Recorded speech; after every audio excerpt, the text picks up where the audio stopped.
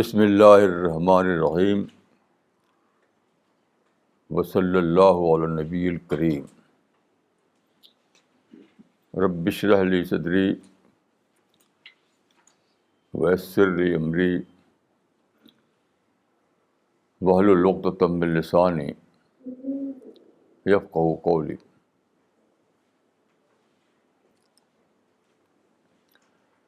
آج مارچ 2014 کی 23 تاریخ ہے۔ آج کے لیے جو ٹاپک ہے وہ ہے ریوائول آف اسلام، یعنی احیاء اسلام۔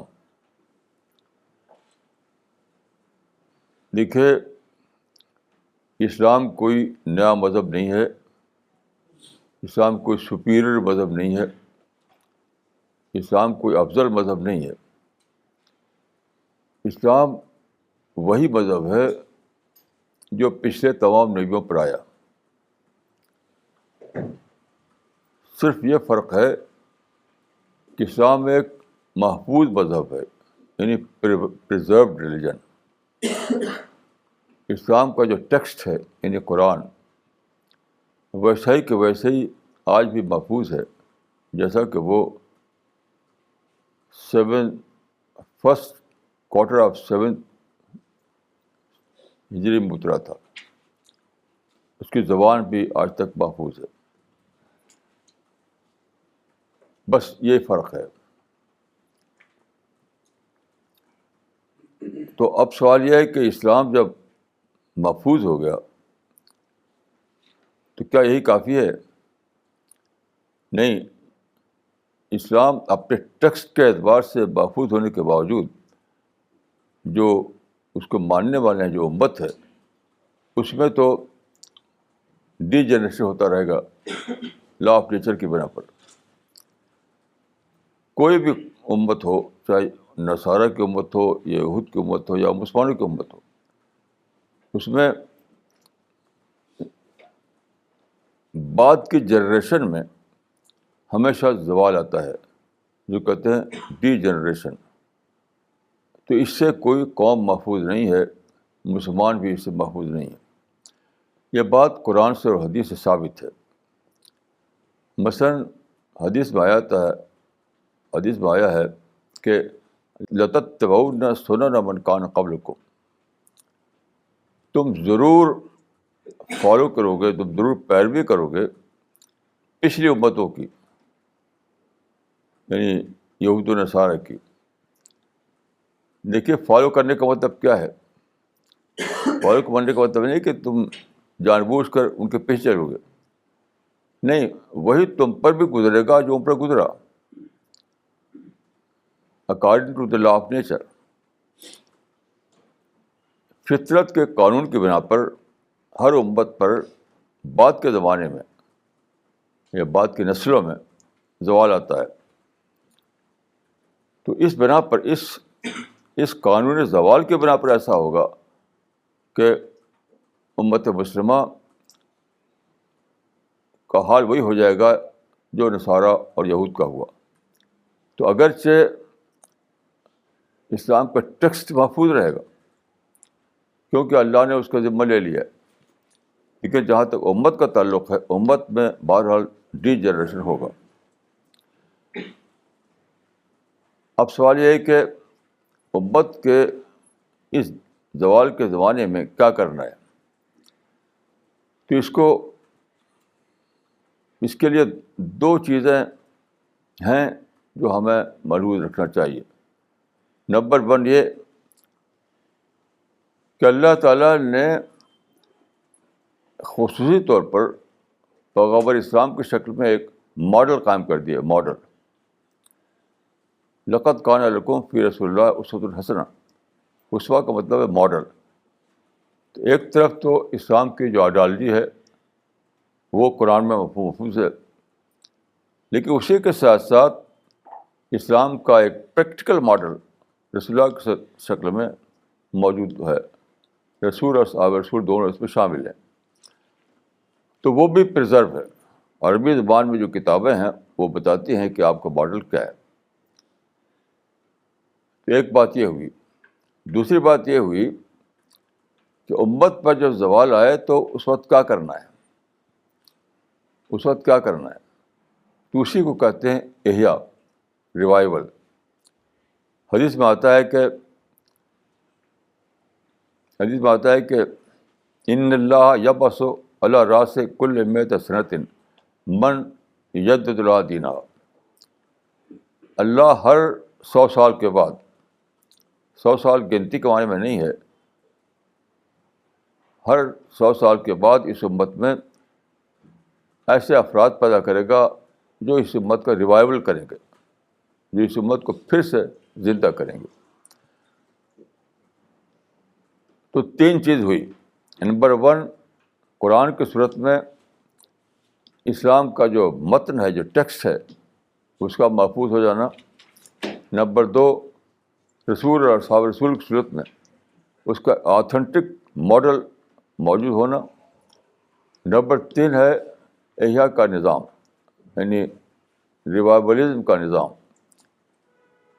یہ 3 چیزیں ہیں جو ہمیں ملحوظ رکھنا چاہیے. اب سوال یہ ہے کہ بعد کے زمانے میں یہ جو کام ہے ریوائولزم کا، احیاء کا، وہ کیسے ہوگا؟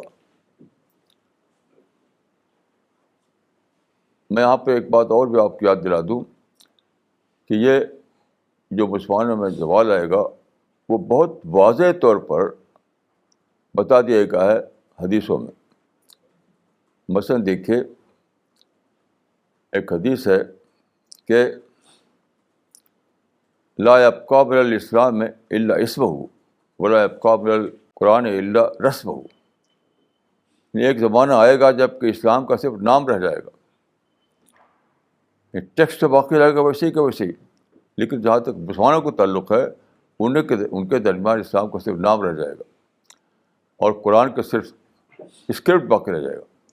اس کا مطلب نہیں کہ قرآن مسلمانوں میں یعنی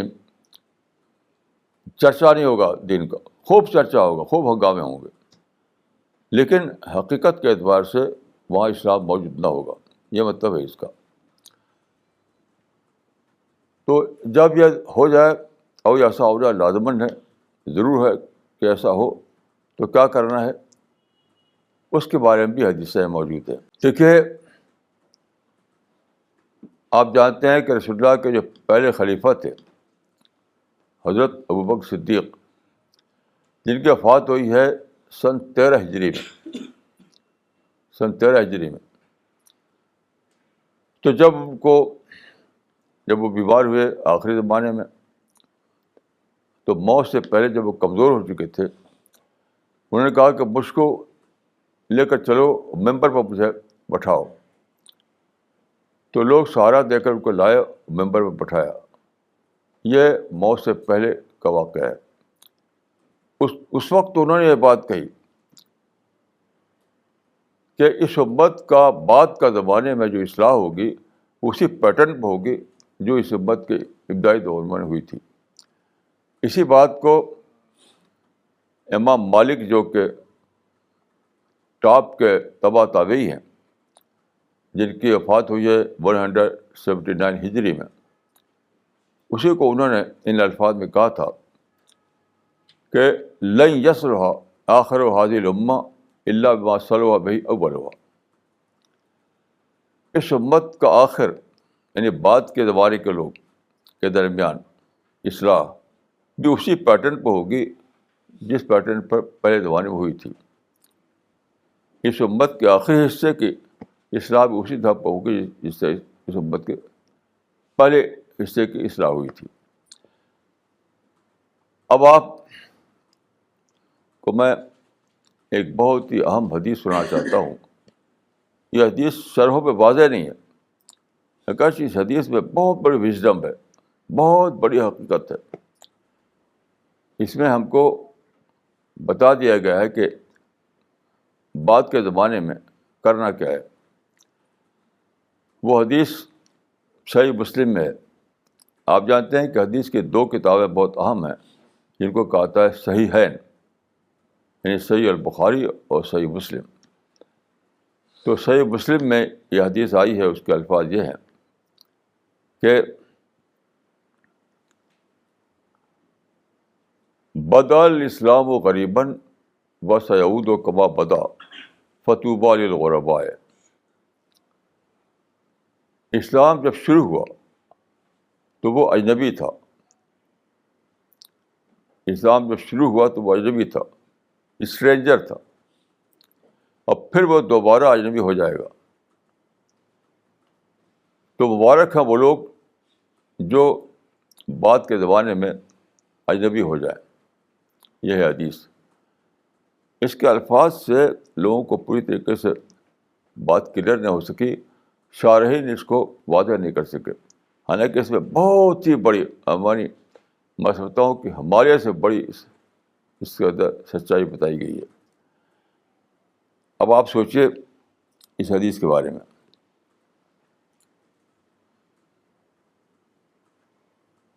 سب سے پہلے یہ غور کیجیے کہ یہ جو فرمایا کہ اسلام شروع ہوا تو وہ اجنبی تھا، وہ اسٹرینجر تھا. اب یہاں پر یہ ایک کمپیریٹیو ورڈ ہے، یعنی کسی کے مقابلے میں اجنبی ہونا. یہ جو غریب کا لفظ ہے، اسٹرینجر کا لفظ ہے، یہ ایک کمپیریٹیو ورڈ ہے. تو کس کے مقابلے میں اجنبی تھا وہ؟ اب آپ غور فرمائیے.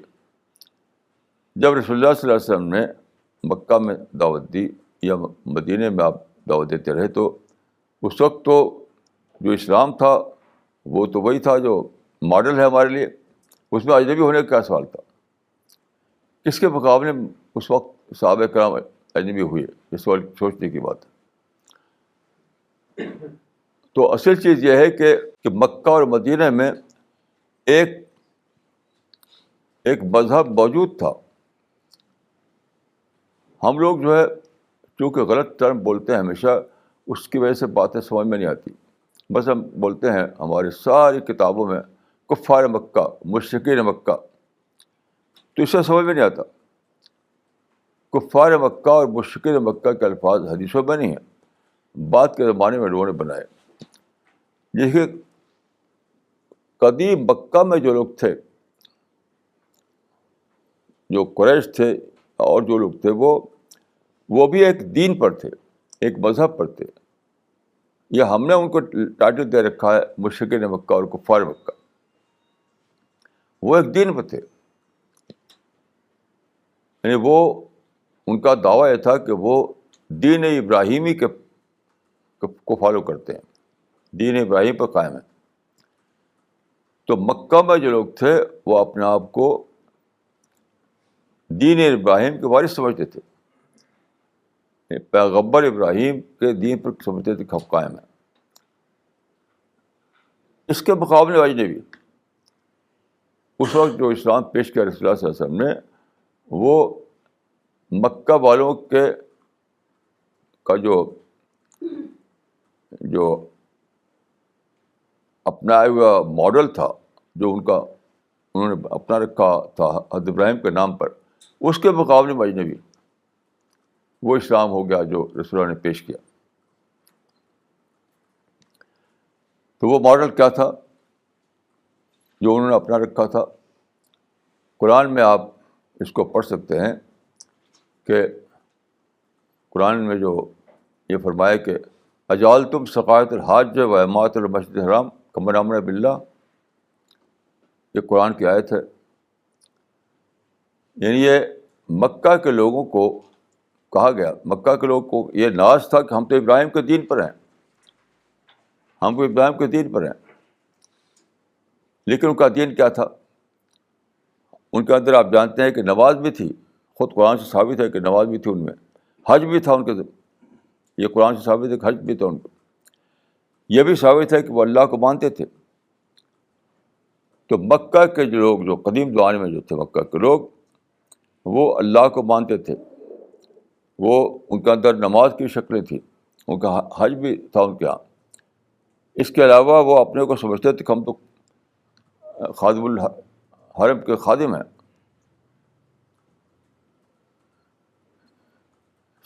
اجعلتم سقایۃ الحاج و امارۃ المسجد الحرام کمن آمن باللہ.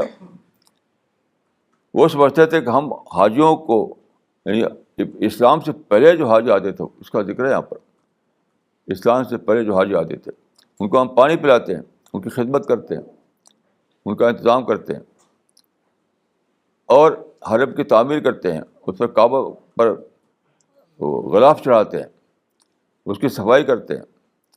اس کو بہت بڑی چیز سمجھے ہوئے تھے وہ. اس لیے ہم ہیں دین ابراہیم پر، ہم ہیں اللہ کے دین پر. تو یہ تھا اس وقت کا ماڈل جو مکہ کے لوگوں نے بنا رکھا تھا اسلام. تو اس کے مقابلے میں اسلام اسٹریجر ہو گیا، اجنبی ہو گیا. کیونکہ اسلام میں کیا تھا؟ اسلام میں تو یعنی توحید تھی، آخرت تھی، جنت تھی، ان باتوں کا ذکر تھا. یہ جو ایک ڈھانچہ بنا رکھا تھا انہوں نے، وہ ڈھانچہ تھا نہیں اسلام میں. تو خود سے انہوں نے ایک ڈھانچہ بنا لیا تھا، سمجھتے تھے کہ یہی دین ہے، نبیوں کا دین، حضرت ابراہیم کا دین. اور یہ تو سمجھتے تھے کہ یہ تو نیا نکال رکھا ہے انہوں نے. چنانچہ کتابوں میں آتا ہے کہ ایک مرتبہ مکے کے سردار نے یہود سے پوچھا کہ دیننا خیر ام دین محمد. یہ مکہ کے سردار نے پوچھا تھا یہود سے کہ دیننا خیر ام دین محمد، ہمارا دین بہتر ہے کہ محمد کا دین بہتر ہے؟ یہود نے کہا کہ تمہارا دین بہتر ہے، یعنی کہ تو ابراہیم جو مانے ہوئے پیغمبر ہیں ان کے دین پر تم قائم ہو. آپ جانتے ہیں کہ حضرت ابراہیم سے جو لوگ پیدا ہوئے وہ تینوں مذہب کا رشتہ انہیں سے ملتا ہے، یعنی مسیحیت بھی، یہودیت بھی اور اسلام بھی. تو جب انہوں نے پوچھا کہ دین خیر ام دین محمد، تو یہود نے کہا کہ تمہارا دین بہتر ہے محمد کے دین سے، کیونکہ تم تو محمد تو بات کی چیز ہے، تم تو ابراہیم کے دین پر قائم ہو. یہ تھا وہ ماڈل دین کا جو بنا رکھا تھا انہوں نے. کیونکہ ہم ان کو کفار مکہ، مشرک مکہ ٹائٹل دے رکھا تھا، اسے ہم سمجھ نہیں پاتے. بطور خود وہ ان کے نزدیک ان کا کیس کفر کا کیس نہیں تھا، بطور خود ان کا کیس شرک کا کیس نہیں تھا. اپنے اعلان کے مطابق انہوں نے کبھی نہیں کہا کہ ہمارا کیس کفر کا کیس ہے، ہمارا کیس شرک کا کیس ہے. یہ نہیں کہا انہوں نے. ان کا ہمارا کیس تو دین ابراہیم کا کیس ہے. ابراہیم نے جو کعبہ بنایا تھا، جو مسجد حرام بنائی تھی، ہم اس کے وارث ہیں، ہم اس کے متولی ہیں، ہم اس کی خدمت کرتے ہیں، ہم اس پہ غلاف چڑھاتے ہیں، وغیرہ وغیرہ. تو یہ جو فرمایا اس حدیث میں کہ بدل اسلام غریباً، اسلام جو شروع ہوا تو وہ اجنبی تھا. یعنی اس وقت جو دین قائم تھا مکہ میں حضرت ابراہیم کے نام پر، اس کے مقابلے میں اجنبی. کہ کون سا دین نکال لیا انہوں نے؟ دین تو اصل میں یہ ہے جو ہم ابراہیم کے نام پر اختیار کیے ہوئے ہیں. یہ مطلب ہے. یہی معاملہ پھر یہود کا بھی ہوا. جب رسول اللہ صلی اللہ علیہ وسلم مکہ سے ہجرت کر کے مدینہ آئے، وہاں بھی یہ معاملہ پیش آیا. وہاں بھی یہود تقریباً آدھی آبادی مدینہ کی اس وقت یہود کی تھی. آپ جانتے ہیں کہ اس وقت مدینہ میں 3 ٹرائبس تھے، 3 جوئش ٹرائبس تھے. ان کی آبادی یعنی رفلی 0.5% تھی مدینہ کے پاپولیشن میں. تو وہ بھی سمجھتے تھے کہ ہم تو موسیٰ کی شریعت پر ہیں. ہم ان کو سمجھتے ہیں کہ مغضوب، یعنی ہم نے ان کو دے رکھا لقب کہ مغضوب قوم اور کافر قوم. یہ ہمارا دیا ہوا لقب ہے. یعنی مسلمانوں نے لقب دے رکھا ان کو. یہ نہیں کہ اپنے آپ خود کہے تھے کہ ہم مغضوب ہیں، ہم کافر ہیں. ان کا اپنا جو اختیار کردہ لقب تھا وہ یہ نہیں تھا. وہی کہتے کہ ہم تو موسیٰ کی شریعت پر ہیں جو محمد سے پہلے آئے، اور ہم بلکہ وہ کہتے تھے کہ ہم سارے نبیوں کے وارث ہیں. یہ آپ کو یہ بات جاننا ہے تو آپ سورہ قرآن مجید میں جو 2 پارہ ہے اس کے شروع کی آیتیں پڑھیے تفسیروں میں. سیقول الصفحاء من الناس ما ولاهم عن قبلتهم التي كانوا عليها.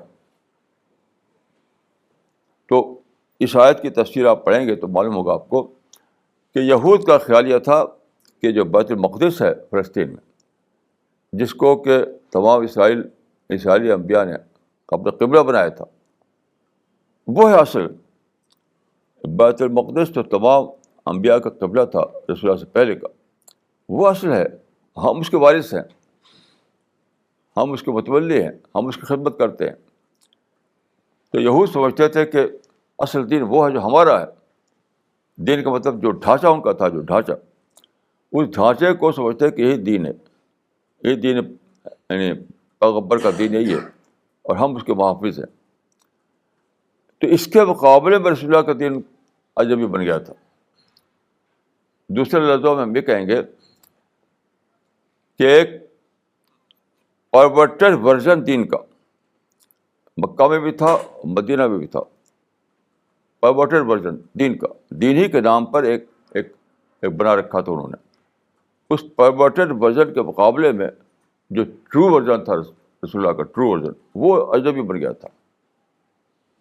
تو چونکہ اس کے پیچھے صدیوں کی تاریخ تھی، لوگ سمجھنے لگے تھے کہ دین تو یہ ہے. صدیوں کے روایات کی بنا پر، یعنی مکہ والوں کے پیچھے بھی صدیوں کی تاریخ تھی، اور مدینے میں یہود تھے، ان کے پیچھے بھی صدیوں کی تاریخ تھی. تو تاریخ کا جو وزن تھا، تاریخ کا جو تاریخ کے ذریعے جو آدمی کو ملتی ہے پوزیشن، وہ ان کو حاصل تھی. تو اس کے مقابلے میں رسول اللہ کا دین لوگوں کو اجنبی معلوم ہوتا تھا. اب آپ غور کیجئے، جو بعد والا حصہ ہے، وہ سعود و کما بدا، یعنی بعد کے زمانے میں بھی اسلام اجنبی ہو جائے گا. وہ سعود جیسا کہ پہلے اجنبی تھا وہ. اور اس کا مطلب کیا ہے؟ بعد کے زمانے میں اجنبی ہو جائے گا مطلب کیا ہے؟ یہ مطلب ہے خود مسلمانوں کے درمیان اجنبی ہو جائے گا. یہ مطلب ہے. آپ اس حدیث کو دوسری حدیثوں کو ملا کر پڑھیے کہ مسلمان زوال کے زمانے میں جب پہنچیں گے تو وہ ان کے ہاں یعنی حقیقی اسلام غائب ہو چکا ہوگا. یعنی قرآن کا صرف رسم الخط ہوگا اور اسلام کا صرف نام ہوگا، اور مسجدیں بھری ہوں گی لیکن وہ خراب بالہدیٰ. حدیث میں آتا ہے کہ مساجد معمرہ وہ خراب بالہدیٰ. ایک زمانہ آئے گا کہ جب مسجدیں بھری ہوں گی لیکن وہ ہدایت نہیں ہوگی. حدیث میں آتا ہے کہ حتیٰ لا تری خاشعا، جو اصل اسپرٹ ہے دین کی، خشوع، وہی موجود نہیں ہوگی، دھوم دھام ہوگی. یہ بھی ہے کہ حدیثوں میں کہ حج عمرہ جو ہے وہ سیاحت بن جائے گا، ٹورزم بن جائے گا. یہ سب موجود ہے حدیثوں میں. اس کے معنی یہ ہے کہ دوسرا جو ٹکڑا ہے حدیث میں، وہ سعود و کما بدا، اس میں مسلمان مراد ہیں، دور زوال کا مسلمان. یعنی پہلے زمانے میں اسلام اجنبی بنا، مکہ میں انہوں جو پرورٹڈ ورژن تھا اس دین کا، اس کے مقابلے میں مدینے میں وہ اس اجنبی بنا. یہود نے جو پرورٹڈ ورژن بنا رکھا تھا، اس کے مقابلے میں بعد کے زمانے میں اصلی اسلام جو ہے وہ اجنبی ہو جائے گا مسلمانوں کے اپنے پرورٹڈ ورژن کے مقابلے. اب وہ آج آپ دیکھ لیجیے، آج مسلمان اسلام کے نام پر خوب دھوم ہے لیکن اسلام غائب ہے. اسلام غائب ہے. اب آپ غور کیجیے کہ کرائٹیرین کیا ہے اس کو جاننے کا. یہ جو فرمایا کہ وہ جو حضرت بکر نے اور امام مالک نے جو فرمایا تھا کہ اس امت کا بعد کا حصہ بھی اسی طرح یعنی اس کی اصلاح ہوگی اس طرح پہلے کی ہوئی تھی. اس کو لے کر غور کیجیے آپ کہ رسول اللہ صلی اللہ علیہ وسلم کا کیا طریقہ تھا، کیا نمونہ دیا انہوں نے. کیونکہ اول زمانہ تو وہی ہے، اول زمانہ تو وہی ہے. تو مکہ میں جب کہ قریش یا مکہ کے قدیم لوگ یہ دعویٰ کیے بیٹھے تھے کہ ہم ابراہیم کے دین پر ہیں، ہم اصلی دین ہمارا ہے، وہاں رسول اللہ صلی اللہ علیہ وسلم نے کس کا کام شروع کیا، اس کو غور کیجیے. کتابوں میں آتا ہے کہ آپ وہاں جاتے تھے، جہاں بھی دیکھتے تھے کہ کچھ چند آدمی اکٹھا ہیں، وہاں جاتے تھے، وہاں فرماتے تھے ایھا الناس قولوا لا الہ الا اللہ تفلحوا، اے لوگوں کہو کہ اللہ کے سوا کوئی الہ نہیں، تم فلاح پاؤ گے. اس میں بہت بڑا خزانہ ہے، علم کا ہے، بہت بڑی بات ہے. دیکھیے لا الہ کا مطلب کیا ہے، لا الہ الا اللہ کا مطلب کیا ہے؟ یہ ریپرزینٹ کرتا ہے اسپرٹ آف اسلام کو، آئیڈیالوجی آف اسلام کو. لا الہ الا اللہ جو ہے وہ اسلام کی آئیڈیالوجی ہے، اسلام کی اسپرٹ ہے. تو اس معنی کہ رسول اللہ صلی اللہ علیہ وسلم نے جب کام شروع کیا تو آپ نے اسپرٹ کا احیا کیا، اسپرٹ کو ریوائو کرنا شروع کیا. یہ نہیں کہ مسجدیں بھرو، یہ نہیں شروع کیا آپ نے. اس مسجدیں بھرو اور نظام قائم کرو اور حکومت قائم کرو، اس سے نہیں شروع کیا آپ نے. آج کل جو ہنگامہ آپ دیکھ رہے ہیں، یہ موجودہ زمانے میں ریوائول کے نام پر بہت سی تحریکیں اٹھی. موجودہ زمانے کم سے کم 300 سال کے اندر کوئی کیا کر رہا ہے، حکومت قائم کرنے کا ہنگامہ جاری کیے ہوئے. کوئی کہتا ہے ہم جسٹس کا نظام قائم کریں گے، کوئی کہا ہم مسجدیں بھریں گے. طرح طرح کے ہنگامہ جاری ہیں. لیکن رسول اللہ صلی اللہ علیہ وسلم ایسا نہیں کیا. رسول اللہ صلی اللہ علیہ وسلم نے اسلام کی آئیڈیالوجی جو ہے، اسلام کی اسپرٹ ہے، اس کو زندہ کیا آپ نے. لا الہ الا اللہ اسلام کی آئیڈیالوجی ہے، اسلام کی اسپرٹ ہے. یعنی اس کو دوسرے لفظ آپ کہہ سکتے ہیں کہ یعنی معرفت کو زندہ کرنے سے آپ نے آغاز کیا. دوسری بات سے کیا نکلتی ہے کہ آپ جب جاتے تھے لوگوں کے درمیان اور کہتے تھے قولوا لا الہ الا اللہ تفلحوا، یہ کلمہ دعوت ہوتا تھا. ایھا الناس قولوا لا الہ الا اللہ تفلحوا، یہ کیا ہوتا تھا؟ یہ کلمہ دعوت. اس کے معنی کہ اس میں دو چیزیں نکلی، معرفت اور دعوت. معرفت اور دعوت. رسول اللہ صلی اللہ علیہ وسلم کا جو پیٹرن ہے پہلے زمانے کا، جس سے کہ اسلام کا آغاز ہوا، جو دوسروں کو اجنبی معلوم ہوتا تھا، اس میں دو ہی چیزیں تھیں بیسک، معرفت اور دعوت. ایھا الناس قولوا لا الہ الا اللہ تفلحوا، اسی میں دونوں باتیں نکل رہی ہیں. جس سے کیا ثابت ہوا کہ بعد کے زمانے میں جب امت میں زوال آ جائے تو اس وقت دوبارہ جو زندہ کرنے کا کام ہے، امت کو ریوائیو کرنے کا کام ہے، تو یہاں سے شروع ہوگا. یہ معرفت اور دعوت کے احیا شروع ہوگا. یہ 2 پوائنٹ ہیں، یہ 2 پوائنٹ فارمولہ ہے کہ بعد کی امت میں ان کے اندر معرفت کو زندہ کرو اور دعوت کو زندہ کرو. معرفت اپنی ذات کے اعتبار سے اور دعوت دوسرے اقوام کے اعتبار سے. جب بھی مسلمان ہوں گے تو ظاہر کچھ دوسری قومیں بھی ہوں گی، دوسرے لوگ بھی ہوں گے. تو اپنے اعتبار سے معرفت کو زندہ کرنا اور دوسروں کے اعتبار سے دعوت کو زندہ کرنا، یہ ہے پہلا ماڈل جو رسول اللہ کے زمانے سے ہمیں دریافت ہوتا ہے. اب آپ غور کیجیے کہ یہ ماڈل جو ہے آج کے زمانے کے مسلمانوں پر عجیب ہو گیا، ان کی سمجھ میں نہیں آتا. اب تو ان کو سمجھ میں آتا کہ جلسے کی دھوم اور اسٹیج کی دھوم اور مسجدوں کو بھرنا اور نظام قائم کرو، حکومت قائم کرو، اس کے ہنگامے کھڑے کرنا وغیرہ وغیرہ جو آپ جانتے ہیں، روزانہ خبریں آتی رہتی ہیں. وہ ہے ماڈل جو بنا رکھا ہے مسلمانوں نے. اس ماڈل کے مقابلے میں یہ ماڈل ان کو اجنبی معلوم ہوتا ہے.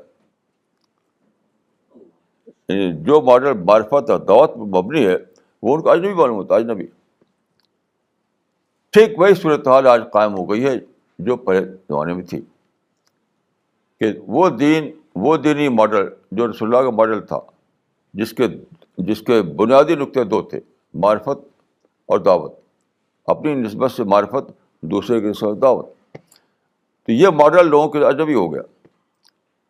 اب تو ہے کہ کانفرنس کرو، جلسہ کرو، اور اس سڑک پر جلوس نکالو اور مسجدیں بھرو، اور اسی قسم کا ہنگامے. کوئی تمہارا بڑا لیڈر مل جائے تو جنازے میں بھیڑ کرو، ہوائی جہاز بھر کے جاؤ نماز جہاں میں شرکت کرنے کے لیے.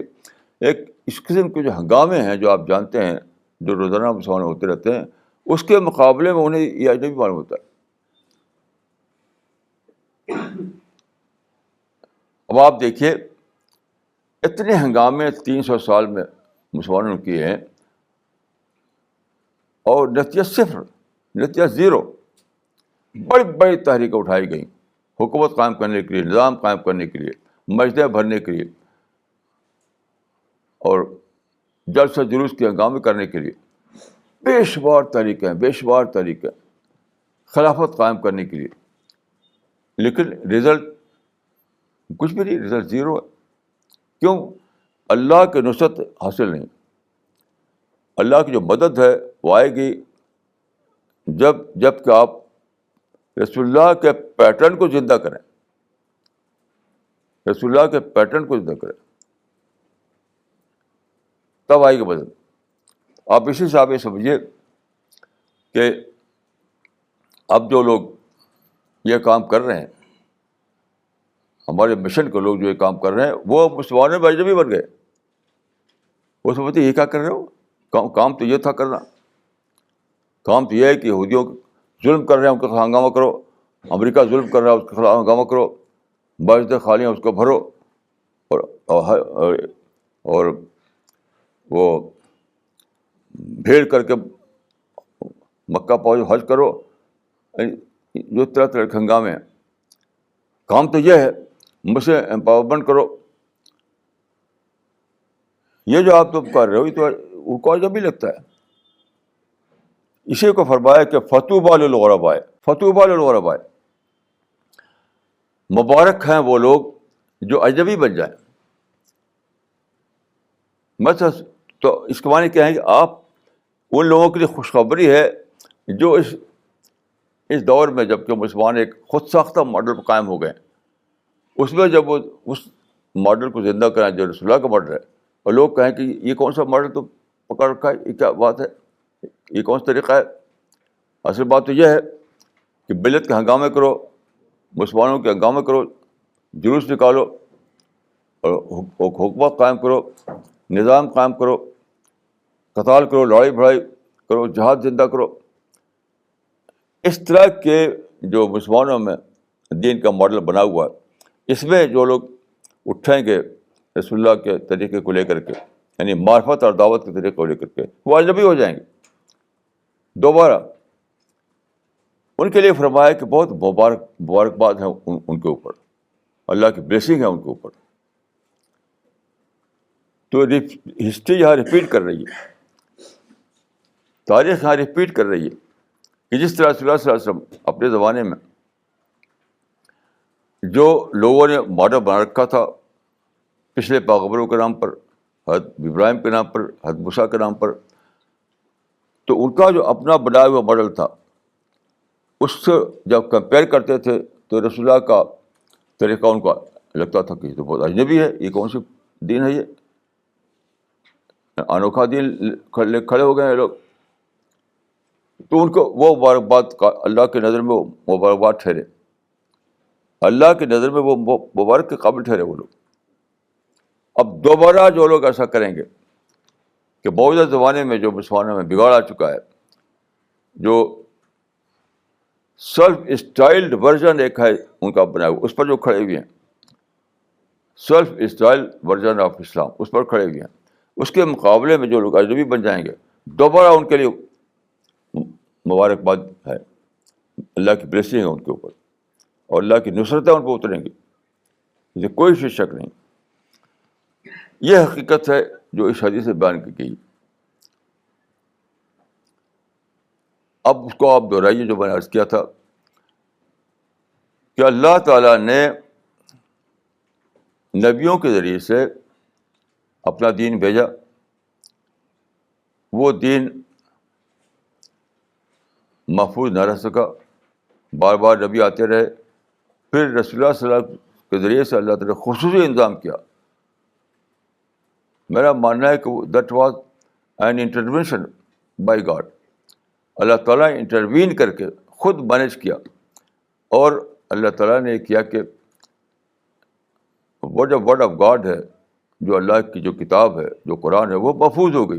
اس کا ٹیکسٹ محفوظ ہو گیا, اس کی لینگویج محفوظ ہو گئی. اور ساتھ ساتھ جو ماڈل ہے وہ رسول اور صحابہ رسول کے ذریعے سے وہ بھی محفوظ ہو گیا. آج کتابوں میں آپ سب کچھ جان سکتے ہیں کہ رسول اللہ نے اور صحابہ کرام نے کس طرح زندگی گزاری, کس طرح معاملات کی, وہ سب محفوظ ہے. لیکن جو لا آف نیچر ہے وہ تو اپنا کام کرے گا. لا آف نیچر تو کام کرے گا.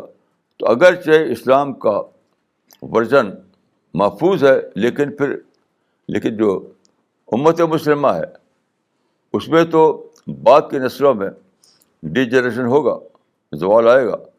تب جو کام کرنا ہے وہ یہی کام کرنا ہے کہ آپ کو آغاز کرنا یہاں سے کہ معرفت اور دعوت کو زندہ کریں. معرفت اور دعوت یہ دو بنیادی کلمہ ہیں. جیسے کہ میں نے عرض کیا کہ رسول اللہ کا طریقہ یہ تھا کہ آپ وہاں پر ایسا کرتے تھے کہ لوگوں کے پاس جاتے ہوئے کہتے تھے کہ ایھا الناس قولوا لا الہ الا اللہ تفلحوا. اے لوگوں کہو کہ اللہ کے سوا کوئی معبود نہیں اور تم فلاح پاؤ گے. یہ کلمہ بہت اہم کلمہ ہے, بہت بڑی اس کی میننگ ہے. میننگ اس میں معلوم ہوتا ہے کہ جو زندہ کی جائے گی جو چیز بعد کے دور میں, وہ معرفت زندہ کی جائے گی. اور اس کا جو پیٹرن ہوگا وہ دعوتی پیٹرن ہوگا, معرفت اور دعوت. تو اس کو جو لوگ لے کھڑے ہوں گے تو جو مسلمان اس زمانے کے جو اپنے دور زوال میں پہنچ چکے ہوں گے ان کو لگے گا کہ یہ کون سا دین ہے, یہ کون سا, یہ تو کچھ اور ہی چیز ہے. یہ اس کی وجہ کیا ہوتی ہے کہ آدمی کچھ دنوں کے بعد اس سے فیملیئر ہو جاتا ہے یا اس میں کنڈیشن ہو جاتا ہے. تو مسلمانوں نے جو زوال کے زمانے میں جو ورژن بنایا یا خود ساختہ طور پر جو ماڈل بنایا وہ صدیاں گزر گئیں, اوپر صدیاں گزر گئیں. تو دھیرے دھیرے اس میں وہ فیملیئر ہو گئے, اسی میں وہ کنڈیشن ہو گئے. اب ان کی سوچ اسی پہ چلنے لگی, اسی اپنے خود ساختہ ماڈل پر. اب وہ ماڈل جو رسول اللہ کا تھا, جو صحابہ کرام کا تھا, وہ ان کو اجنبی دکھائی دے گا اپنے یعنی کنڈیشننگ کے بنا پر. ان کی جو کنڈیشننگ ہو گئی اپنے ماڈل میں, اس کی وجہ سے ایسا ہوتا ہے کہ رسول اللہ والا ماڈل ان کو اجنبی معلوم ہوتا ہے. تو اس حدیث سے معلوم ہوتا ہے کہ وہ تاریخ دوبارہ لوٹے گی. بس سیعود و کما بدا, تاریخ لوٹے گی دوبارہ. لیکن فرق ہوگا ایک کہ پہلے زمانے میں جو اجنبی ہوا تھا اللہ کا دین, وہ ہوا تھا مکہ اور مدینہ کے ان لوگوں کے درمیان جو اپنے آپ کو حضرت ابراہیم اور حضرت موسیٰ کا دین کے پیرو مانتے تھے, ان کے درمیان ہوا تھا. اب جو بعد کے زمانے میں جو ہوگا وہ زوال یافتہ امت کے درمیان ہوگا, زوال یافتہ مسلمانوں کے درمیان ہوگا. اس کو جو آپ سوچیں گے تو آپ کو ایک یقین پیدا ہوگا کہ ہم سچائی پر ہیں. پھر آپ کسی کے مخالفت کی پرواہ نہیں کریں گے, کسی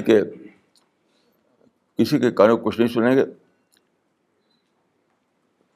تو یہ بات جو میں عرض کر رہا ہوں اس لیے کر رہا ہوں کہ اس سے آپ کو موقع ملے کہ آپ اپنی دریافت کر سکیں. یہ اپنی دریافت ہے. اسی لیے میں اکثر یہ کہا کرتا ہوں کہ ہمارا جو کام ہے, ہمارے کام یعنی کہ دو محاذ ہیں, دو میدان ہیں کام کے. ایک ہے مسلمان, ایک ہے نان مسلم. تو نان مسلم کی نسبت سے ہم کو یہ کرنا ہے کہ ہم اسلام کو ان کی ڈسکوری بنائیں. نان مسلم کی نسبت سے ہمارا کام یہ کہ ہم اسلام کو ان کی ڈسکوری بنائیں. اور مسلمانوں کی نسبت سے کیا کام ہے مسلمانوں کی طرف سے ہمارا کام ہے کہ ہم کو اسلام کی ری ڈسکوری بنائیں, ری ڈسکوری, کیونکہ اصل اسلام کو بھول گئے ہیں, خود ساختہ اسلام پر قائم ہیں. آج کے جو مسلمان ہیں وہ اصل اسلام کو بھول گئے ہیں, وہ خود اپنا ان کا ایک سیلف اسٹائل ورژن ہے اسلام کو, اس پر قائم ہے وہ. اس لیے ضرورت ہے کہ ان کے لیے اسلام کو ان کی ری ڈسکوری بنایا جائے. یہ دو لفظ جو بولتا ہوں اسی لیے بولتا ہوں کہ غیر مسلموں کے لیے ہمیں اسلام کو ان کی ڈسکوری بنانا ہے, اور مسلمانوں کے لیے ہمیں ان کے لیے اسلام کو ان کی ری ڈسکوری بنانا ہے. یہ باتیں جو میں کہتا ہوں یہ سب اسی حدیثوں سے لے کر کے کوئی بڑی ذاتی اپج نہیں ہے. ایسا نہیں کہ میں نے ذاتی اپج کر رکھی ہے. حدیثوں سے اور قرآن سے باقاعدہ یہ ثابت ہے کہ مسلمان اسی طرح سے زوال کا شکار ہوں گے جس طرح دوسری قومیں زوال کا شکار ہوئیں. زوال کا مطلب کیا ہوتا ہے؟ زوال کا مطلب ہوتا ہے کہ جو اصل اسپرٹ ہے دھیرے دھیرے وہ ختم ہو جاتی ہے. بس ایک ڈھانچہ, ایک فارم رہتا ہے. اصل اسپرٹ جو ہے وہ ختم ہو جاتی ہے, ایک ڈھانچہ رہتا ہے, ایک فارم رہتا ہے بس. تو اس فارم کو اسلام کو لیبل دے دیتے ہیں. وہ جو ڈھانچہ ہے اس کو وہ اسلام کو لیبل دے دیتے ہیں. اس طرح اپنے آپ تو خوش رہتے ہیں کہ ہم اسلام پر قائم ہیں, کیونکہ سارا کام جو وہ کرتے ہیں اسلام کے نام پر کرتے ہیں. جیسے آج کل جو مسلمان لوگوں کو دشمن بنا کر لڑ رہے ہیں وہ اسلام پر لڑ رہے ہیں, جہاد کے نام پر لڑ رہے ہیں. حالانکہ دیکھیے, حالانکہ اس کا جہاد سے کوئی تعلق نہیں. تو کچھ لوگ یہ سمجھتے ہیں کہ مسجدوں کو بھرو یہ ہے اسلام. نہیں, مسجد بھرو دل میں لوگوں کے اتارو اللہ کی محبت, اللہ کا خوف, اللہ کی معرفت. یہ ہے اصل کام. مسجد بھرنا اس کام نہیں ہے. لوگ سمجھتے ہیں کہ مسجد بھر جائیں تو بس کام ہو گیا. دلوں میں اسلام اترے, کہ دلوں میں اللہ کا خوف آئے, دلوں میں آخرت کا محاسبہ آئے, دلوں میں اللہ سے تعلق قائم ہو. یہ ہے اصل چیز. ایسے ہی دیکھیے کہ ساری دنیا کے مسلمان آج کل کیا ان کی سوچ ہے کہ دوسرے قوموں کو وہ ڈکلیئر کیے ہوئے کہ سب دشمن ہیں ہماری.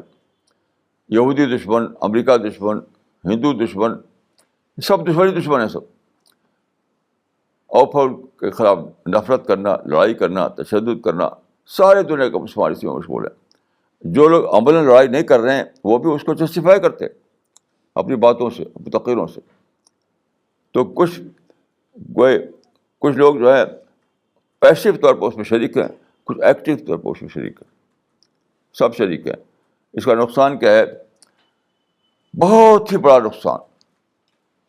دوسروں کو انہوں نے جو دشمن بنا رکھا ہے وہ تو ان کے مدعو ہیں, یعنی مدعو کو دشمن ڈکلیئر کر رکھا ہے, مدعو کو دشمن ڈکلیئر کر رکھا ہے. یہ تو بالکل جائز ہی نہیں سرے سے. جو لوگ آپ کے مدعو ہیں ان کو آپ کہیں کہ دشمن ہیں, یہ بالکل جائز نہیں ہے. اسی لیے ساری لڑائیاں ہماری جو ہے بے فائدہ ہو رہی ہیں. لڑائیوں کا کوئی فائدہ نہیں. اتنا قربانیاں, اتنے نقصان, اتنی بربادی, اور نتیجہ کچھ بھی نہیں. کیونکہ آپ وہ کام کر رہے ہیں جو اللہ کا مطلوب نہیں. اللہ نے کہا کہ یہ قومیں تمہارے مدعو ہیں, آپ کہتے ہیں نہیں ہمارے دشمن ہیں, تو کیسے اللہ کی مدد آپ کو آئے گی؟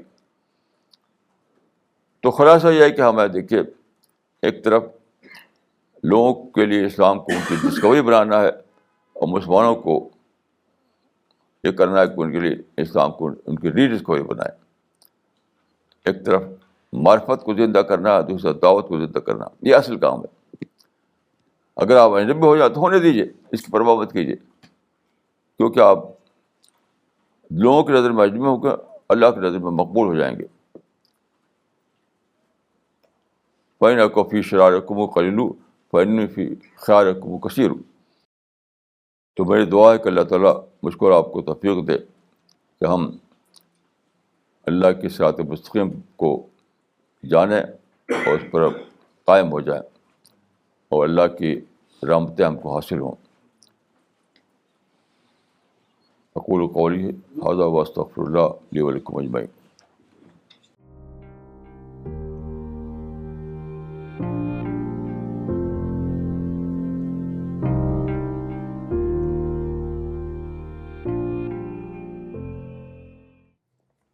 مولانا یہ سوال آیا ہے مس نغمہ صدیقی کا دلی سے.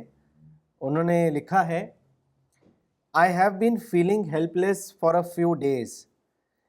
Is this a positive feeling or a negative one? دیکھیے ہیلپلیسنس کو عربی میں کہا تھا عجز. عجز عجز جو ہے میں سمجھتا ہوں کہ سب سے بڑی پازیٹیو کوالٹی ہے. یہ 1% بھی نگیٹو نہیں ہے.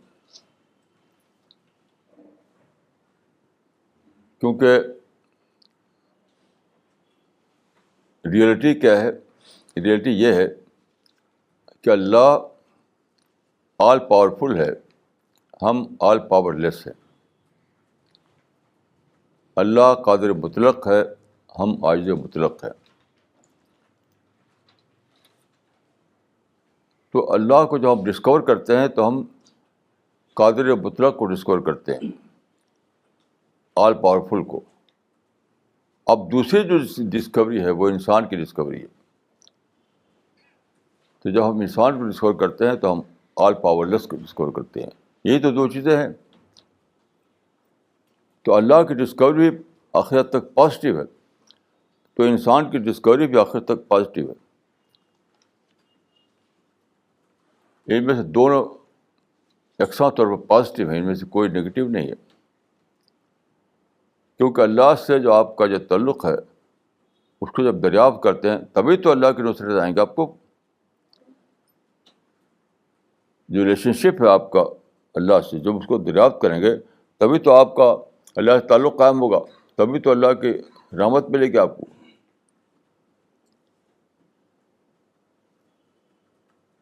تو میں سمجھتا ہوں کہ عجز جو ہے, عجز عین جیم سے, عجز بلا شبہ سب سے بڑی پازیٹیو کوالٹی ہے, بلکہ میں کہوں گا سب سے بڑی پازیٹیو دریافت ہے. اللہ کو دریافت کرنا جس طرح ایک پازیٹیو دریافت ہے, اسی طرح اپنے عجز کو دریافت کرنا بھی ایک پازیٹیو دریافت کرنا. اس میں نگیٹیوٹی کا کوئی سوال نہیں.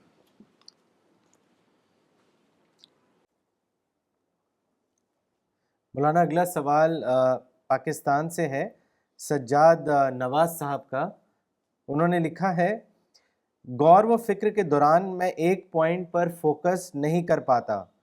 ڈفرینٹ ٹائپ کے کئی خیالات میرے مائنڈ میں آ جاتے ہیں. مولانا صاحب میرے کو گائیڈ کریں. دیکھیے آپ ہی کی بات نہیں ہے, یہ ہر شخص کی بات ہے. یہ ہر شخص کی بات ہے. کیونکہ آپ جس دنیا میں ہیں وہاں بہت بے شمار قسم کی چیزیں ہیں. آپ بے شمار چیزوں کو دیکھتے ہیں, بے شمار چیزوں کو سنتے ہیں, بے شمار چیزوں کا تجربہ ہوتا ہے, بے شمار چیزیں پڑھتے ہیں. وہ سب آپ مائنڈ میں جنگل بن جاتا ہے.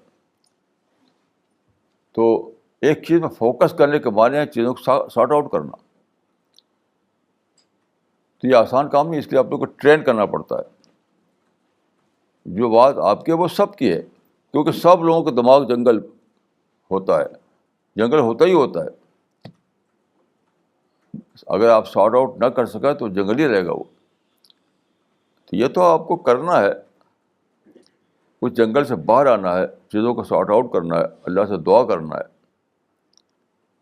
تو آپ کا کیس کوئی الگ کیس نہیں ہے, وہی سب کا کیس ہے.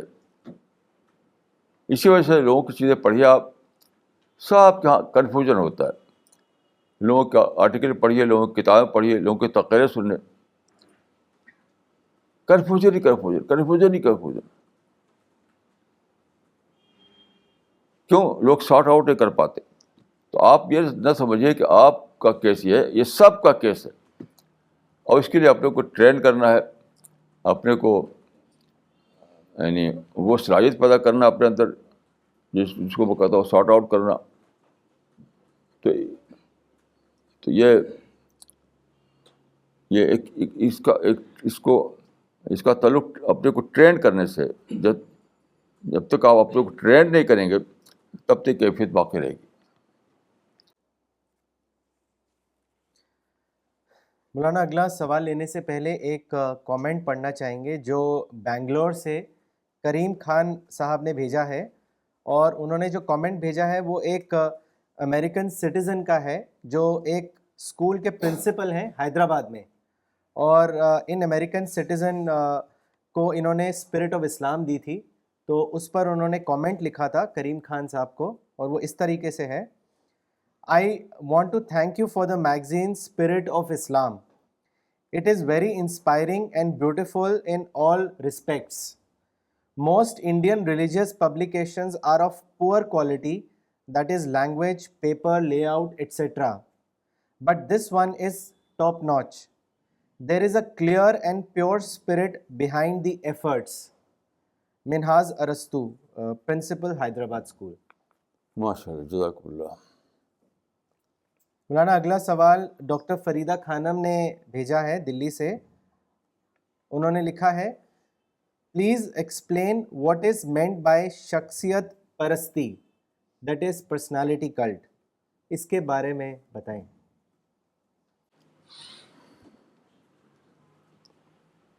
دیکھیے, اس میں ایک بہت ہی اہم مسئلہ یہ ہے کہ شخصیت پرستی اور اعتراف دونوں بہت ہی زیادہ ایک تھن لائن دونوں کے بیچ میں ہے. کئی لوگ اعتراف اس لیے نہیں کر پاتے کئی شخصیت پرستی نہ ہو. نتیجہ کیا کہ وہ اپنے کو تباہ کر لیتے ہیں. اعتراف تو فرض ہے, یاد رکھیے اعتراف فرض. الحمدللہ رب العالمین اعتراف کا کلمہ ہے, وہ آپ کو اعتراف کرنا ہی پڑے گا, ورنہ آپ کا ڈیولپمنٹ نہیں ہوگا, آپ کی شخصیت کا ارتقاء نہیں ہوگا, آپ کو ربانیت کا بالکل یعنی سے بے خبر رہیں گے آپ. تو میں یہ مانتا ہوں کہ شخصیت پرستی اور اعتراف بہت ایک تھن لائن دونوں کے بیچ میں ہے, لیکن اس کو آپ پار کرنا پڑے گا آپ کو. اس ڈر سے کہ کئی شخص پرستی نہ ہو تو اپنے کو ہلاک کر لیں گے آپ. تو اعتراف ہی کو دوسرے لوگ کہتے ہیں کہ دیکھو یہ تو شخص پرستی کی بات کر رہے ہیں, حالانکہ وہ اعتراف ہوتا ہے. اعتراف مانے اکنالج کرنا. کسی سے آپ کو سچائی ملے, ہدایت ملے تو آپ کو اعتراف کرنا پڑے گا, آپ اکنالج کرنا ہوگا. بل مشکور الناس مشکور اللہ. تو اعتراف بہت بڑی نیکی ہے, بہت بڑا ورچو ہے, بہت بڑی عبادت ہے. ایک بات یہ ہے. دوسری بات دیکھیے, شخصیت پرستی کی ڈیفینیشن کیا ہے. شخصیت پرستی کی ڈیفینیشن یہ ہے کہ اگر آپ کسی شخص کے بارے میں اس کوالٹی کو فرض کر لیں جو کوالٹی اللہ کی ہے, تب یہ شخص پرستی ہے. مسئلہ یہ ہے کہ آپ کہیں کہ اس کے کہنے سے بیٹا پیدا ہو جائے گا, اس کے کہنے سے بزنس چل جائے گا, اس کے کہنے سے جاب مل جائے گا. یعنی جیسا کہ میں نے ابیرس کیا کہ اللہ آل پاورفل ہے, قدرت یا پاور سب اللہ کی چیز ہے. تو اگر آپ کسی شخص کے بارے میں یہ مان لینے لگیں کہ اس کو کوئی وہ چیز حاصل ہے جو اللہ کو حاصل ہوتی ہے, یعنی قدرت, تو وہ شخصیت پرستی ہے. ادروائز وہ اعتراف ہے, اکنالج کرنا ہے. تو شخصیت پرستی جو ہے وہ بلا شبہ غیر مطلوب ہے, لیکن اعتراف تو بلا شبہ مطلوب ہے. اعتراف اس بات کا ہوتا ہے کہ آپ کو کسی سے ہدایت ملی, کسی سے سچائی ملی, کسی نے آپ کو آنکھیں کھولی, کسی نے آپ کو وژڈم دیا, کسی نے آپ کو بصیرت دی, وہ بھرپور اعتراف کرنا چاہیے, اوپن اعتراف, اوپنلی اعتراف. یہ اس کا کچھ بھی تعلق شخصیت پرستی سے نہیں ہے. شخصیت پرستی وہ ہے جب کہ آپ کسی انسان کے بارے میں یہ مانیں کہ اس کو کوئی خاص قدرت حاصل ہے, اس کے منہ سے نکل جائے گا, وہ تاریخ کو بدل دے گا. یہ سب گمراہی ہے. تو آپ بھرپور اعتراف کیجیے اور کسی کے بارے میں یہ مت مانے کہ اس کو کوئی قدرت حاصل ہے، اس کہنے سے کوئی تاریخ بدل جائے گی، اس کہنے سے لوگوں کی قسمتیں بدل جائیں گی. یہ نہ مانیے، کیونکہ وہ ہے شخصیت پرستی. مولانا اگلا سوال چنئی سے آیا ہے، مولانا اقبال عمری نے کیا ہے.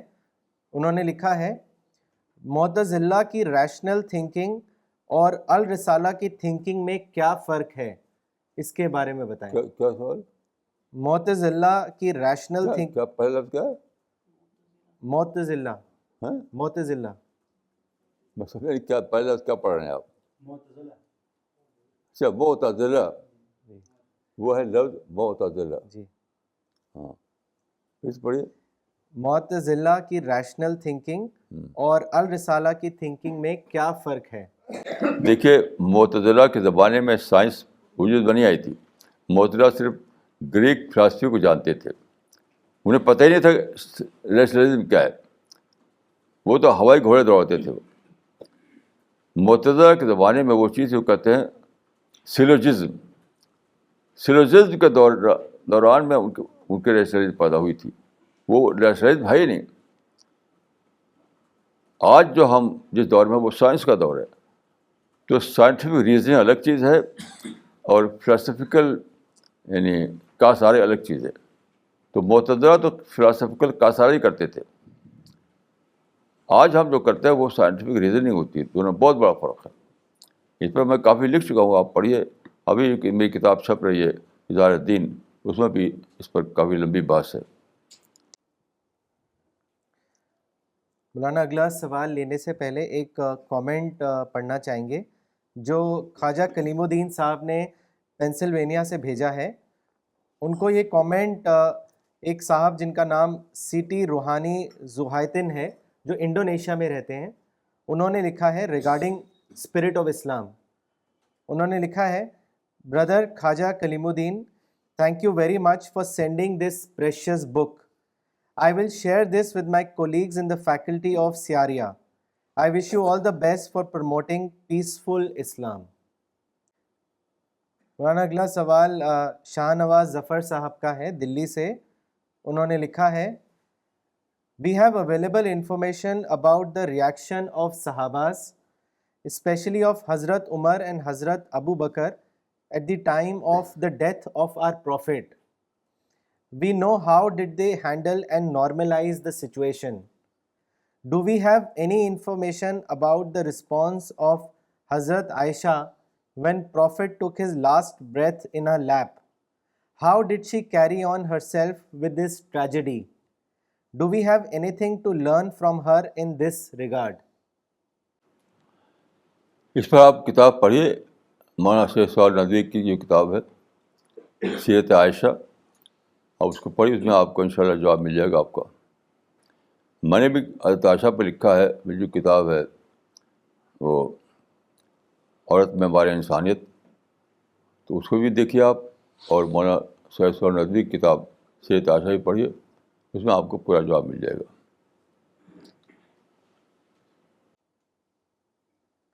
مولانا اگلا سوال اجمیر سے ہے ڈاکٹر سفینہ تبسم کا. انہوں نے لکھا ہے مولانا صاحب please tell if there is any reference in the Quran اور حدیث which says that goal for individual is intellectual development and for the society it is peace. دیکھیے انٹلیکچوئل ڈیولپمنٹ کا لفظ قرآن میں نہیں ملے گا، لیکن تزکیہ یہی تو ہے.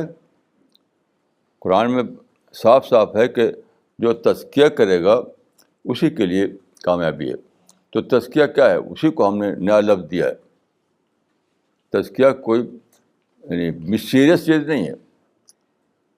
لوگ اس کو مسٹیریس بنائے ہوئے تھے، تو ہم نے اس کی مسٹیریسنس کو نکالا ہے، اور اسی کا نام ہے انٹلیکچوئل ڈیولپمنٹ. کوئی الگ چیز نہیں ہے، سیم چیز ہے. اور دوسرا سوال کیا ہے؟ سوسائٹی میں جو ٹارگیٹ ہے وہ پیس ہے. باقی یہ جو ہے کہ سوسائٹی گول ہے، یہ تو کہیں قرآن میں ہے ہی نہیں، تو خود ساختہ ہے، بناوٹی ہے. گول جو ہے فرد ہے، اپنے آپ کو اپنے اندر معرفت پیدا کرنا. تو یعنی یہ تو بہت ہی واضح بات ہے کہ فرد ٹارگیٹ ہے اسلام میں، سسٹم یا حکومت یا سوسائٹی ٹارگیٹ نہیں ہے. یہ تو اس میں بہت اب لکھا، آپ پڑھ لیجیے ہماری کتابیں. اظہار دین جو کتاب چھپ رہی ہے اس میں بھی اس پر بحث ہیں کہ اسلام میں جو ٹارگیٹ ہے وہ فرد ہے، سوسائٹی یا حکومت یا سسٹم یہ ٹارگیٹ نہیں ہے. اور دوسری بات دیکھیے کہ سسٹم ہے کیا، سوسائٹی ہے کہ وہ تو فرد کے مجموعے کا نام ہے سوسائٹی. الگ سے آپ سوسائٹی کو ایڈریس کریں تو کچھ بھی نہیں کام ہو سکتا، کیونکہ سوسائٹی کا الگ کوئی انٹیٹی نہیں ہے. سوسائٹی کی اپنی کوئی الگ انٹیٹی نہیں جس کو آپ ایڈریس کریں تو اس کو بات پہنچے. اس کا جو یونٹ ہے اسی کو ایڈریس کرنا پڑے گا. اور انڈیویجول سوسائٹی کا یونٹ ہے.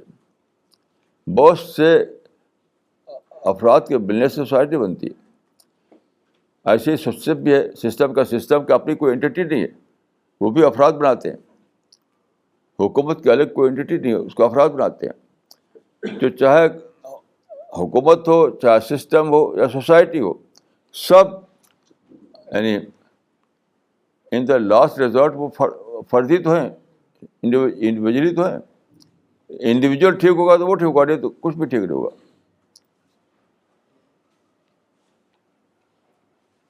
تو انڈیویجول کو ٹارگیٹ بنانا جو ہے یہ بہت وژڈم کی بات ہے، وژڈم کی بات ہے. یہ کوئی یعنی ایسا نہیں ہے کہ سوشل پرابلم کو چھوڑنا ہے. سوشل پرابلم جو حل ہوں گے تو اس کا اسٹارٹنگ پوائنٹ ہے انڈیویجول. چاہے حکومت کی اصلاح ہو، سسٹم کی اصلاح ہو، سوسائٹی کی اصلاح ہو، سب کا اسٹارٹنگ پوائنٹ یہ ہے کہ آپ انڈیویجول میں اصلاح لائیں، انڈیویجول میں ریفارم لائیں. حدیث میں آتا ہے کہ کما تکونون کذالک یؤلی علیکم، جیسے انڈیویجول ہوں گے ویسے سوسائٹی ہوگی، جیسے انڈیویجول ہوں گے ویسے گورنمنٹ ہوگی، جیسے انڈیویجول ہوں گے ویسے سسٹم ہوگا. تو یہ تو بہت ہی واضح ہے قرآن و حدیث میں کہ انڈیویجول یعنی فرد کے بننے سے مجموعہ بنتا ہے. سوسائٹی یا سسٹم میں حکومت درست ہوتی ہیں. فرد ٹھیک نہ ہو تو سب چیز بری رہے گی. یعنی فرد سے الگ کسی چیز کو وجود نہیں ہے، فرد سے الگ کسی چیز کا کوئی وجود نہیں. مولانا ان کا ایک اور سوال ہے، انہوں نے آپ سے پوچھا ہے کہ کیا مزکہ پرسنالٹی کو ہی اسٹرانگ پرسنالٹی کہیں گے؟ ہاں، دونوں ایک ہی چیز ہے، کوئی دو چیز نہیں ہے. میں صرف یہ کرتا ہوں کہ ماڈرن میڈیم میں تبدیل کرتا ہوں، کیونکہ آج کا جو انسان ہے وہ جس ٹرم سے فیملیئر ہے، جس لینگویج سے وہ فیملیئر ہے، اس میں جب آپ بات کہیں گے تب اس کا مائنڈ ایڈریس ہوگا، ورنہ اس کا مائنڈ ایڈریس نہیں ہوگا. اور قرآن میں کہا گیا ہے کہ کل لوگوں فی انفسہم قولا بلیغا، اس طرح بات کرو کہ لوگوں کا مائنڈ ایڈریس ہو. تو اسی چیز کو ہم بدلتے ہیں، نیا ٹرم دیتے ہیں تاکہ آج کے انسان کا مائنڈ ایڈریس ہو، ورنہ آپ کہیں گے اور کچھ کو ملے گا نہیں اس کو کچھ. ایک صحابی نے کہا تھا کہ کلم الناس علی قدر عقولہم، لوگوں کو بات کرو لوگوں کے عقل کے مطابق. جو ان کی عقلی اگر پکڑ نہیں پائے گی تو فائدہ کیا بولتے نہیں کہ آپ ان کی عقل نے پکڑا نہیں اس کو، تو کوئی فائدہ اس کا نہیں ہوگا. مولانا اگلا سوال ہے ساجد انور صاحب کا رڑکی سے. انہوں نے لکھا ہے مولانا how can we manage our ego, please advise us. دیکھیے ایگو کوئی بری چیز نہیں ہے. ایگو سے تو آدمی کے اندر اسٹیبلٹی آتی ہے اور ڈٹرمنیشن آتا ہے. ایگو سے آدمی کوئی ڈیسیژن لے پاتا ہے،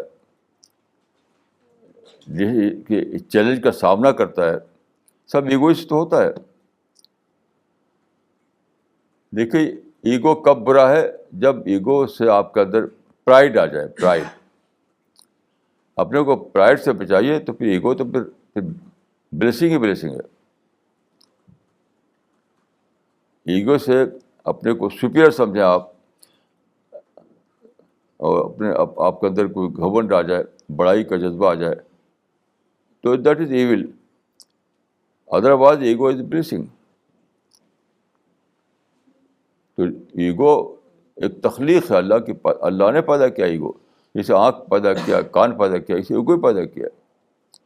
ایگو کوئی الگ سے نہیں آ گئی ہے، خود اللہ تعالیٰ کی کریشن ہے. وہ بہت بڑی چیز ہے. ایگو نہ ہو تو آپ چیلنج کے سامنے کیسے کریں گے؟ آپ ڈٹرمنیشن کہاں سے آئے گا؟ آپ کوئی ڈیسیژن کیسے لیں گے؟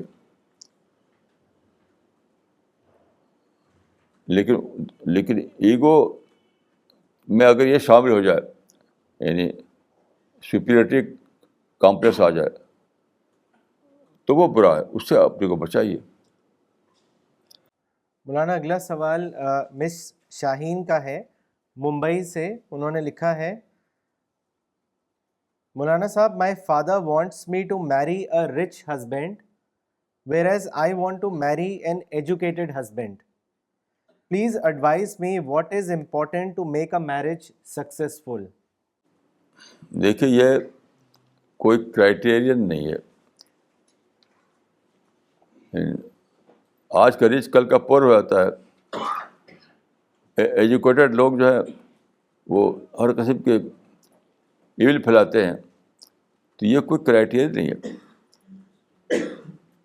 کرائٹیریا یہ ہے کہ آدمی کی طرف وژڈم ہو. وژڈم کی امپورٹنس ہے. امپورٹنس وژڈم کی ہے، نہ رچ ہونے کی، نہ ایجوکیٹڈ ہونے کی. ہسٹری میں آپ دیکھیے، سارے جو ایول ہیں پھیلائے کس نے؟ جو ایجوکیٹڈ لوگ تھے. سارے ایول ایجوکیٹڈ لوگوں نے پھیلائے ہیں. اور رچ دیکھیے، آپ امریکہ میں ایک آدمی، اس کے پاس 800 بلین، یہ کتنا پیسہ اس کو، ملین، سوسائڈ کر لیا اس نے. ابھی بزنس تھرو نے سوسائڈ کر لیا، اور بہت پیسہ اس کے پاس تھا. تو یہ کوئی کرائٹیریا نہیں ہے. اصل چیز ہے وژڈم. وژڈم میرج لائف میں بھی کام آتی ہے، جاب میں بھی کام آتی ہے، اور بزنس میں ہر جگہ وژڈم کام آتی ہے. گھر کی لائف، سوسائٹی کی لائف، اور جاب، ورک پلیس، بزنس، ہر جگہ جو کام آتی ہے وژڈم. تو اس معاملے کو آپ ڈیٹیل وغیرہ سمجھنا چاہیں تو ہماری کچھ کتابیں پڑھیے. انگلش میں 2 کتابیں، simple wisdom, moral vision. Urdu میں 4 کتابیں ہیں، راز حیات، تعمیر حیات، رہنما حیات، کتاب زندگی. تو آپ یہ اس سے بالکل اس کو ارریلیونٹ سمجھیے. کوئی مطلب اس کی زندگی کے سکسیس سے نہیں ہے. نہ ایجوکیشن کی اہمیت کوئی ہے، نہ رچ ہونے کی اہمیت کوئی ہے. اہمیت جو ہے وژڈم کی ہے. تو آپ ان کتابوں کو پڑھیے. اس سے انشاءاللہ آپ کو اس کا، یعنی اس آنسر کا، اس کوشچن کا آنسر مل جائے گا.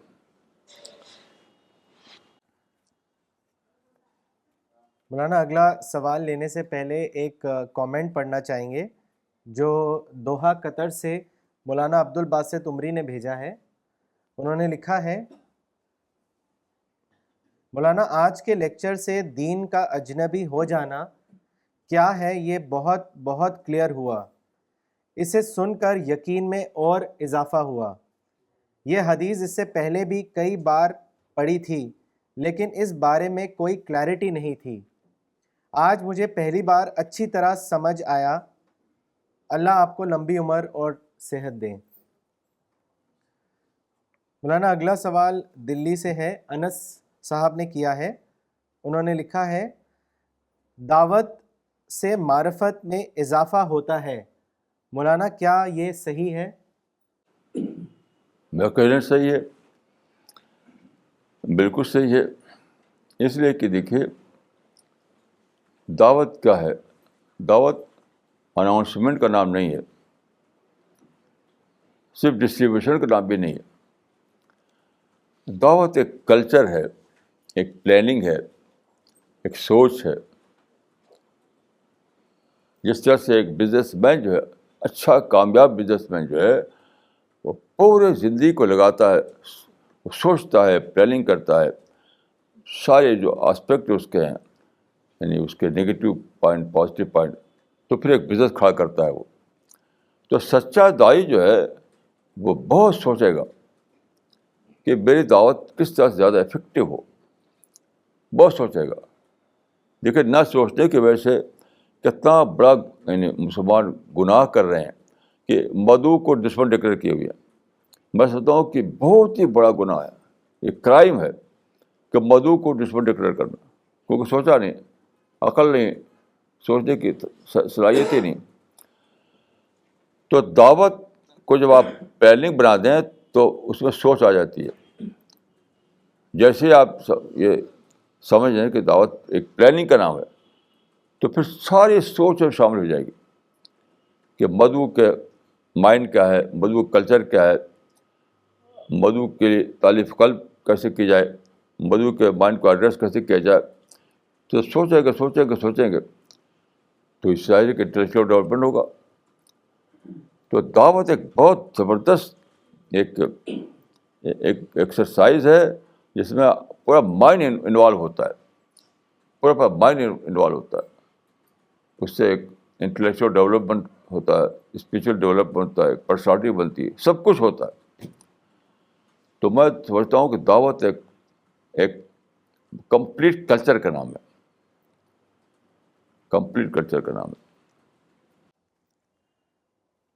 مولانا اگلا سوال دلی سے ہے, القمر آزاد صاحب نے کیا ہے. انہوں نے لکھا ہے, what is the true way of rediscovery of Islam, اس کے بارے میں بتائیں. ہماری کتابوں کو پڑھیے, کیونکہ ہم نے ری ڈسکور کیا ہے. ہماری کتاب کا نام بھی ہے اسلام ری ڈسکور. تو ہم نے پوری زندگی اسی میں لگائی ہے, اسلام کو ری ڈسکور کرنے میں. ہم کو اسلام نہ مدرسے ملا تھا, نہ سوسائٹی ملا تھا, نہ لوگوں کا ذریعے ملا تھا. تو ہم نے پھر سے ری ڈسکور کیا. تمہاری ساری کتابوں کا ایک ہی ٹائٹل ہے, ڈسکوری آف اسلام یا ری ڈسکوری آف اسلام. تو اس کو پڑھیے آپ. پڑھنے کے بعد آپ کو کوئی سوال باقی رہے تو وہ کر سکتے ہیں آپ. ابھی تو آپ پہلا کام ہے کہ آپ اس کو پڑھیں, کیونکہ ہمارا کیسے ہے کہ ہم نے یعنی جو ٹریڈیشنل اسلام تھا وہ اس کا مطمئن نہیں ہوئے.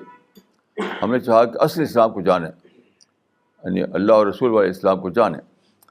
تو ہم نے پوری لائف لگا دی اسی میں. پھر جو اسلام نے ڈسکور کیا اس کو ہم نے کتابوں میں لکھا. تو ایز اے ٹیسٹ کیس آپ دیکھیے اس کو, اس کے بعد سوال کیجیے. مولانا یہ سوال آیا ہے محمد الیاس صاحب کا چنئی سے. انہوں نے لکھا ہے, مولانا ایک صاحب نے کہا کہ اقتدار ہمارا مقصد نہیں, ضرورت ہے. مولانا اس میں جو مغالطہ ہے اس کو واضح کریں. مغالطہ ہے کہ قرآن میں ہے, حدیث میں یہ بولتا ہے,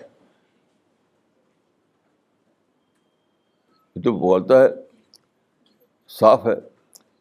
آپ اپنے دماغ سے بولیں تو یہ تو ایک فعل حرام ہوا.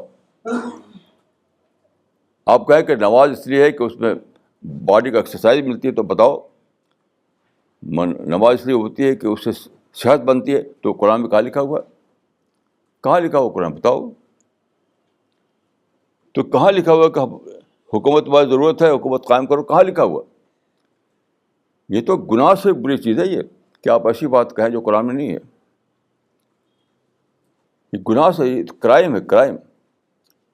کوئی ایسی آیت نہیں ہے قرآن مجید میں جو یہ کہتی ہو کہ اے مسلمانوں حکومت بہت ضرورت ہے اس لیے حکومت قائم کرو. جو لوگ حکومت کے قابل ان کو لڑ کر کے ہٹاؤ ان کو, اور تم اپنی حکومت قائم کرو. کہاں لکھا ہوا ہے؟